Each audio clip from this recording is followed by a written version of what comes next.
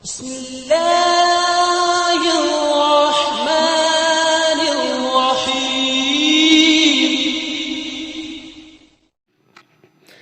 بسم اللہ الرحمن الرحیم. آپ کے سامنے ایک حدیث بیان کی جا رہی ہے. یہ حدیث مسلم شریف میں موجود ہے اور اس حدیث کا نمبر ہے 6643. اس حدیث کے راوی حضرت ابو ہریرہ رضی اللہ تعالیٰ عنہ ہیں.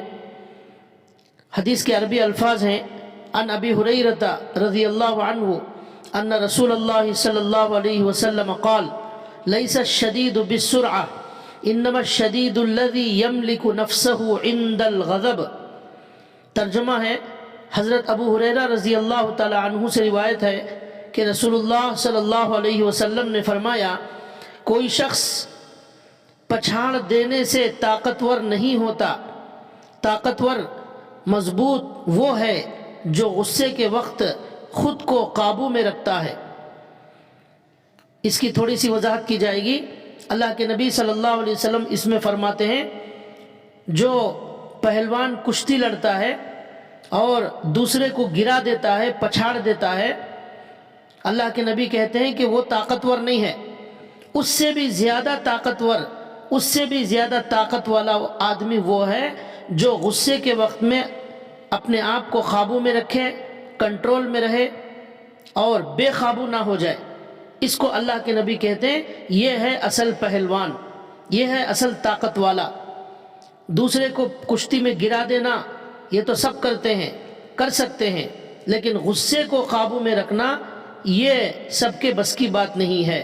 اللہ کے نبی کہتے ہیں یہ ہے اصل پہلوان. یہ ہے اس حدیث کا خلاصہ. مطلب اللہ کے نبی یہ کہنا چاہتے ہیں کہ غصہ اللہ نے انسان کے اندر رکھا ہے، طبیعت میں، فطرت میں، لیکن اللہ کا حکم اور اللہ کے نبی کا حکم یہ ہے کہ ہم اس غصے کو کنٹرول میں کر رکھیں، قابو میں کریں اور جہاں کرنا ہے وہیں کریں، ناحق نہ کریں، غلط جگہ نہ کریں. اس کا بڑا نقصان ہوتا ہے. جیسا کہ اخلاق، حسن اخلاق تمام خوبیوں کے جامع صفت ہے اخلاق، اسی طرح غصہ ساری بیماریوں کا مجموعے کا نام غصہ ہے. جس کے اندر غصہ آ جاتا ہے اس کے اندر بہت ساری بیماریاں پیدا ہو جاتی ہیں. غصے ہی کی وجہ سے تکبر پیدا ہوتا ہے، انسان اپنے آپ کو بڑا سمجھنے لگتا ہے. غصے کی وجہ سے دلوں میں نفرتیں پیدا ہوتی ہیں. غصے ہی کی وجہ سے لوگ ایک دوسرے کی برائیاں بیان کرتے ہیں. غصے کی وجہ سے لڑائی جھگڑے دنیا کے اندر وجود میں آتے ہیں. یہاں تک کہ خاص طور پر میاں بیوی کے درمیان طلاق اور خلع کے جتنے واقعات دنیا میں آج کثرت سے پیش آ رہے ہیں، اس کے پیچھے اگر غور کیا جائے غصہ ہی کار فرما ہوتا ہے، غصہ ہی فتنے کی جڑ ہوتا ہے. ساری دنیا کے اندر جہاں بھی لڑائیاں دیکھیے وہ اس کے پیچھے غصہ ہی اہم وجہ بن کر سامنے آتا ہے. تو یہ ساری بیماریوں کی جڑ ہے. یہ غصہ لوگوں کے درمیان پھوٹ ڈالنے والا اور نفرت پیدا کرنے والی صفت ہے، اس لیے اس سے بچنے کی ضرورت ہے. قرآن کریم میں اللہ تعالیٰ نے فرمایا، الذین ينفقون فی السراء والضراء والکاظمین الغیظ والعافین عن الناس واللہ یحب المحسنین. وہ لوگ جو تنگی اور خوشی میں خرچ کرتے رہتے ہیں اور وہ جو غصے کو پی جانے والے ہیں اور لوگوں کو معاف کرنے والے ہیں. اللہ احسان کرنے والوں کو پسند کرتے ہیں. دیکھیے اس آیت میں اللہ تعالیٰ کہتے ہیں کہ احسان کرنے والوں سے اللہ محبت کرتے ہیں.